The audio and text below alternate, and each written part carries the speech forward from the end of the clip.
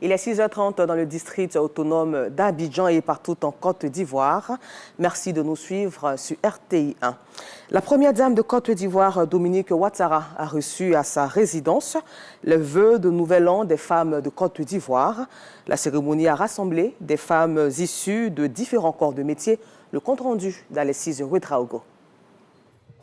À la résidence présidentielle ce vendredi, la première dame Dominique Ouattara reçoit les femmes de Côte d'Ivoire. Présidente d'institutions, ministre, épouse d'ambassadeurs, artistes, sportives, femmes de médias, elles sont venues présenter leurs bons vœux à l'épouse du chef de l'État.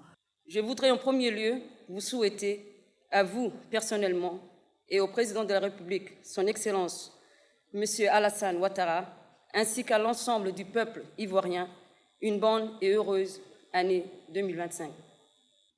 Quelle chance de vivre à Abidjan. Ici, on dit avec affection que Abidjan est doux ou encore Babi est doux. Nous dirons pour notre part que la Côte d'Ivoire est douce. Tout cela, nous le devons à vous, Madame la Première Dame. La ministre de la Femme, de la Famille et de l'Enfant, Nassine Batouré, salue l'engagement constant de Dominique Ouattara pour le bien-être des femmes et des enfants. À travers vos actions, vous avez montré au monde entier que la Côte d'Ivoire est une terre de solidarité, une terre où les femmes, unies et fortes, peuvent transformer des vies et bâtir un avenir meilleur. Nous vous en remercions infiniment. Vous avez redonné le sourire aux enfants et rallumer l'espoir dans les yeux de nos sœurs les plus démunies à travers le FAFSI, à travers l'école d'excellence, à travers l'hôpital mère-enfant, à travers le centre d'accueil des enfants en détresse de Soubré, à travers le centre de Ferké, bientôt à travers le centre d'Adiaké pour les femmes victimes de violences basées sur le genre. La première dame n'a pas manqué d'exprimer sa reconnaissance envers les femmes pour leur contribution significative au développement de la Côte d'Ivoire. Votre engagement et votre leadership dans vos divers domaines d'activité méritent d'être salués. Vous êtes les piliers du développement de notre pays et des modèles inspirants pour les générations futures. Lutte contre le travail des enfants, fonds FAFSI, prise en charge des femmes victimes de violences. La première dame annonce d'heureuses perspectives pour 2025. L'année qui vient de s'achever a été marquée par des avancées significatives dans nos actions communes en faveur des femmes et des enfants. Grâce à votre soutien constant, la Fondation Children of Africa a pu poursuivre ses initiatives, notamment l'achèvement de projets tels que la nouvelle case des enfants au plateau, qui a réouvert ses portes depuis le mois de mars, et de la maison de Bingerville qui a été inaugurée en mai dernier. Notre engagement pour la santé et le bien-être de nos sœurs et de nos enfants à travers l'hôpital mère-enfant de Bingerville reste une priorité. En témoigne la récente intervention réussie pour séparer nos deux petites siamoises que j'ai eu le bonheur de voir lundi en parfaite santé. Toujours dans le secteur de la santé, nous poursuivons les travaux de construction de la nouvelle aile de cardiologie pédiatrique pour répondre à des besoins spécifiques. La cérémonie a pris fin sur des pas de danse bien enlevés. Et dans un autre registre, la lagune ébriée, poumon écologique d'Abidjan, est au cœur des préoccupations environnementales. Ce vendredi 10 janvier, le Premier ministre Robert Begré-Mambé a effectué une visite de la lagune en compagnie du ministre de l'Environnement, une visite stratégique pour évaluer l'état de la pollution de cette lagune. Après les premières recommandations formulées en 2023, le compte-rendu de Jean-Louis Bango. La lagune ébriée, trésor naturel d'Abidjan, est aujourd'hui menacée. Entre rejets industriels et domestiques, déchets plastiques, remblayage anarchique, végétation aquatique envahissante et odeurs nauséabondes, la pollution gagne du terrain. Pour évaluer l'impact des mesures initiées en 2023, le Premier ministre a visité plusieurs sites stratégiques des baies de Cocody et Koumassi au canal d'Anoumabo, en passant par les zones critiques d'Abobodomé et Béago à Yopougon. Nous avons identifié les points d'attache, des solutions qu'il faut apporter pour que la lagune soit le moins polluée possible. À tous ces points d'alerte, nous avons des réponses, des études qui ont été déjà engagées et feront l'objet de synthèse pour que assez rapidement les solutions soient trouvées. Mais les meilleures solutions sont celles qui vont nous conduire à rendre à la lagune toute sa force, du point de vue des activités ludiques et du point de vue de la préservation de la biodiversité dans le domaine de la faune aquatique et de la flore aquatique. Des progrès ont été enregistrés, mais les défis demeurent nombreux. Parmi les points critiques identifiés, le non-respect des zones de remblayage, la prolifération des déchets plastiques. Nous comptons sur vous pour nous aider à sensibiliser aussi nos frères et sœurs. Parce que tout ce que vous avez vu sur la lagune, aux exutoires, tous les détritus qui tombent viennent des ménages. Ça vient des ménages. Donc il faut un peu de civisme et nous comptons sur vous pour que vous nous aidiez à amener nos frères et sœurs à être conscients que tout ce qu'on jette dans la rue se retrouve dans la lagune en cas de pluie. Ça ne nous arrange pas. Et c'est là la bataille que nous sommes venus mener et très rapidement nous allons prendre nos responsabilités. Des actions concrètes sont attendues dans les semaines à venir, notamment un renforcement des contrôles, la sensibilisation des populations et des sanctions contre les pollueurs. Une visite qui rappelle à tous que la lagune ébriée, joyau d'Abidjan, ne pourra survivre sans une mobilisation collective. Et toujours pour les tournées du Premier ministre, cap à présent sur un partenariat stratégique entre le Japon et la Côte d'Ivoire pour des infrastructures durables et modernes. Ce 10 janvier, Abidjan a accueilli la conférence sur les infrastructures de qualité, une rencontre inédite organisée par le ministère japonais de l'aménagement du territoire et l'association Japon-Afrique pour le développement des infrastructures. À l'ordre du jour, le partage d'une expertise reconnue entre secteurs publics et privés avec un objectif clair, renforcer les investissements dans les infrastructures ivoiriennes. Le Premier ministre Robert Begré-Mambé, entouré de plusieurs ministres clés, a ouvert la conférence aux côtés d'une délégation japonaise conduite par le vice-ministre de l'aménagement du territoire.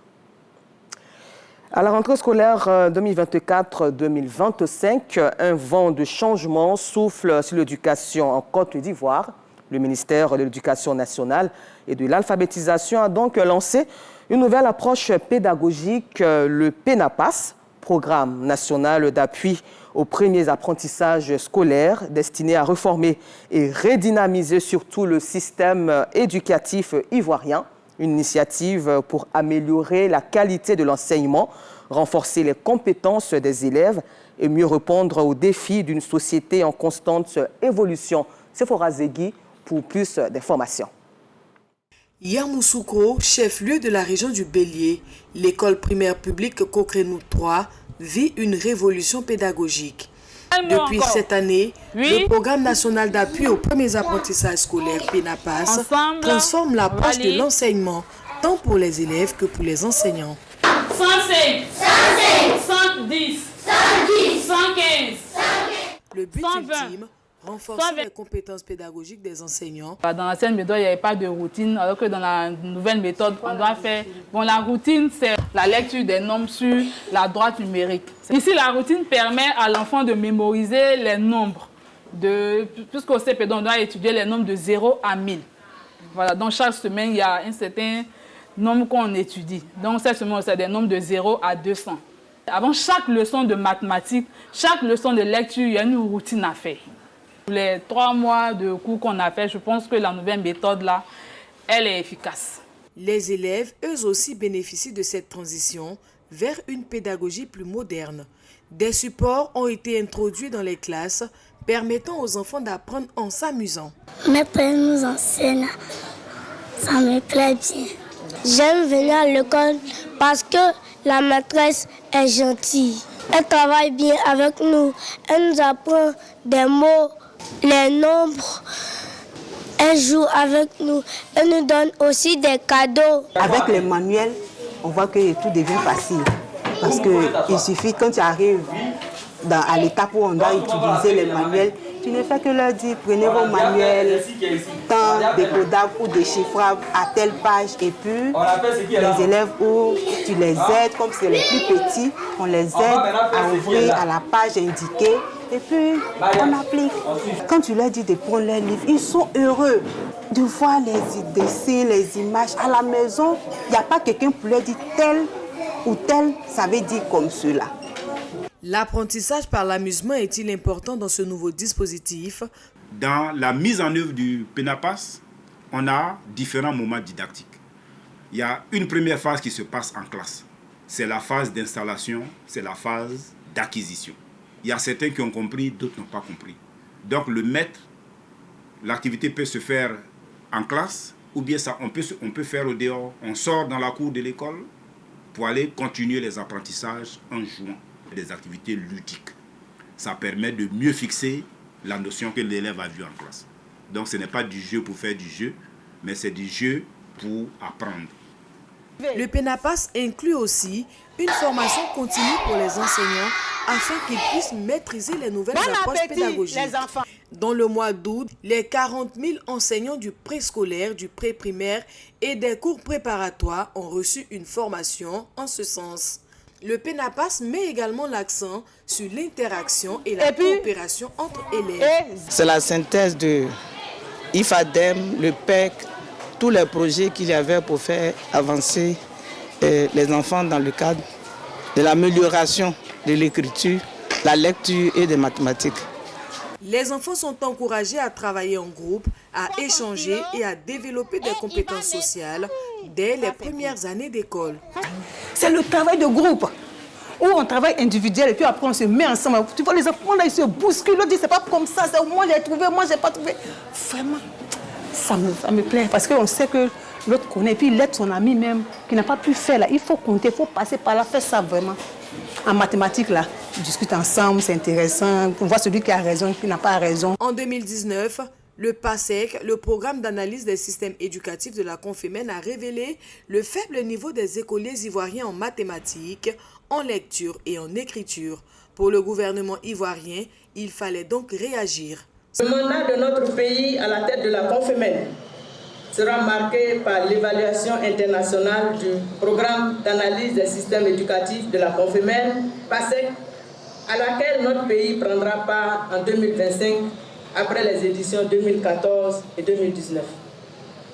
L'un de nos proches défis est celui du PASEC 2024, où les performances attendues de nos élèves doivent être à la hauteur des résultats escomptés. Le PENAPAS, un dispositif hybride ambitieux qui, à peine lancé, commence déjà à transformer les pratiques pédagogiques dans les écoles primaires ivoiriennes.